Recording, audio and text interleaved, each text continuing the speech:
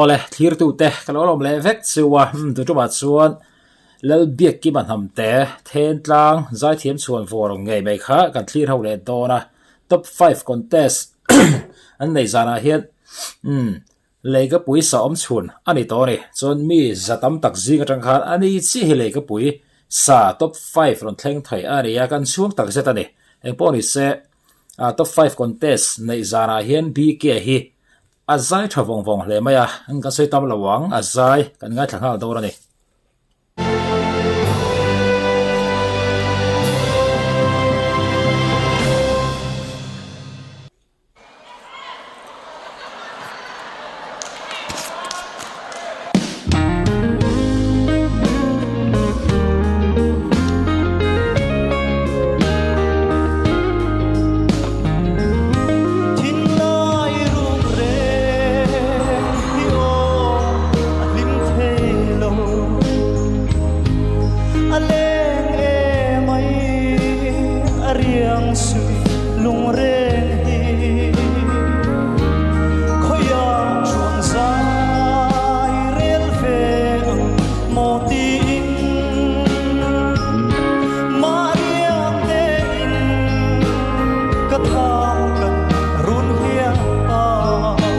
saktor dik tak aron sari bebe ya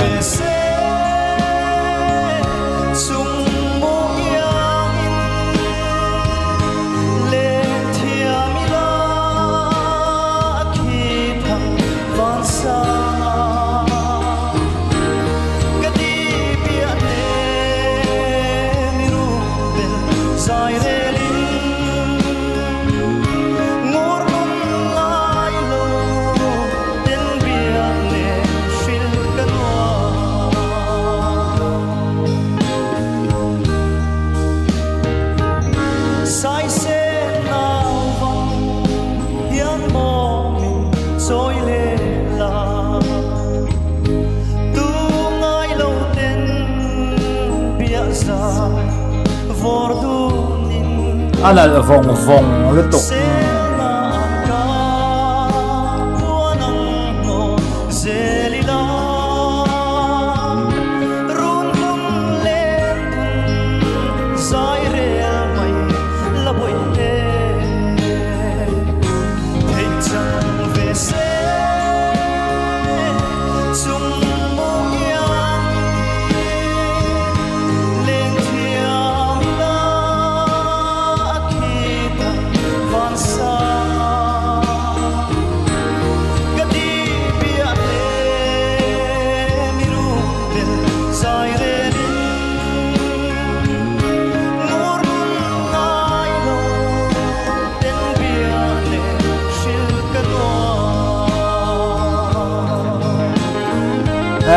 rual uzo mo kum upalam te tan chon avan lung le thak do nem ti kha ka ril rual ulanga a thonal khop mai bi ke ya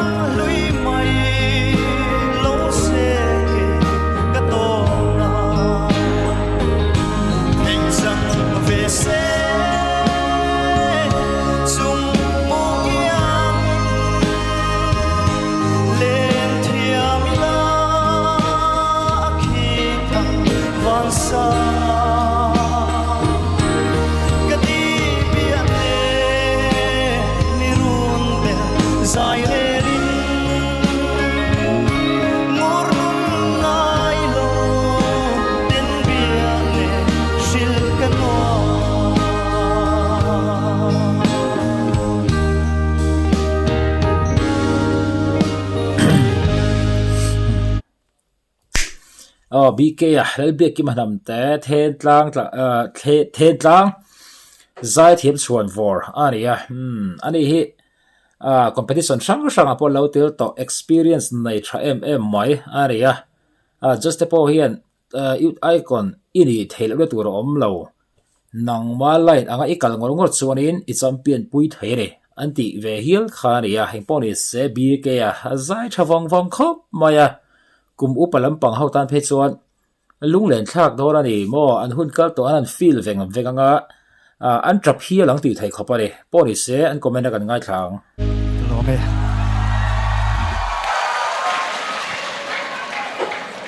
BK lúc lên thao vòng về nói với tiếng lo khóc mày lên đi từ từ là mi hơi lá không ai input Victor trong in chadang BK dạ top 5 fa kalau lom chea kalau me top 5 fa hianin kalung ivan tileng vong em vele kalau me Mizoram piang le selian ta hian tuna ila sak ang chi thuka za tuna I zaidan ker tuna performance khachu Mizo patan chon alung len lo thei lo ni BK mo kalau me adik mo ha adik lut to kane botoma voi tami to a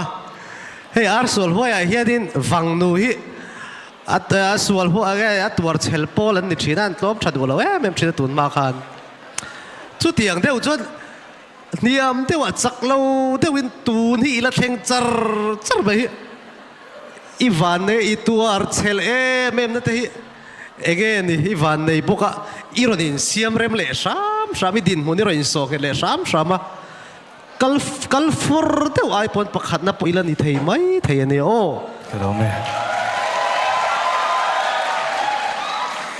Miss Right chuanin han tang le zela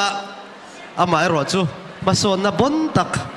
kan mulem lo kha chuan chu tilu tuk po chu be sei na tur aum lo ve thei thowa ma se mason zel tur tan kalait em che o BK kalau me lal biak kima bikia nang mai hi special na chu hlathulam pum hun hi ishem ani alam pum hun akhar pum huna hene khar chat zel maya he hi nangma I zai mi tam tak zinga idang lamna leilan sarna ke ma bika chuanania chuanin addiction acha a chuan ila sagang chi leka pui style ho hi atlang puin kalau clear vedana chuanin he inge leng khom hetang inge khwang ni ne na khwang pui le khwang te ne na han sak chi ang chi deu po hi an thluk deu pu ten zom deu put ang chi deu hi ni chim ta a top chut hetang le ka pui style la chana moi lem lawa chumi ani na ang cha chuan a top atlar top ang chi ho kha I thuk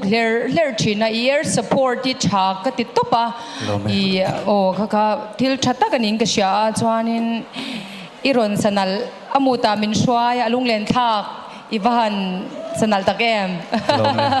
ke pole Vale tang valen chu BK dạ icon a hian lei ka pui style chu iron champion pui chu ni to mai chu ni hi tuna hian kalau me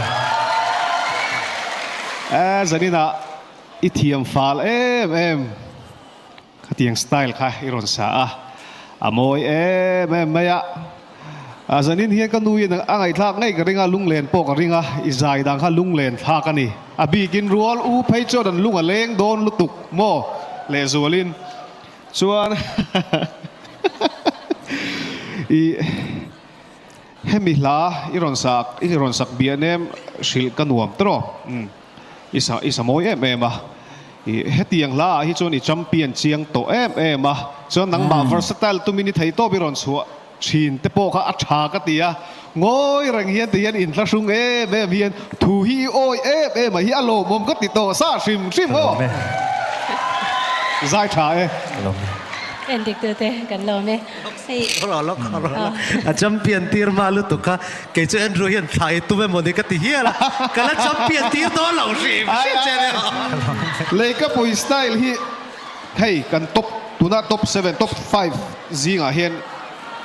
nang ma hi ini do ber to I champion pui do ti chu ni maya mo su ti ma okay Pui Victor kha se thiam lo lui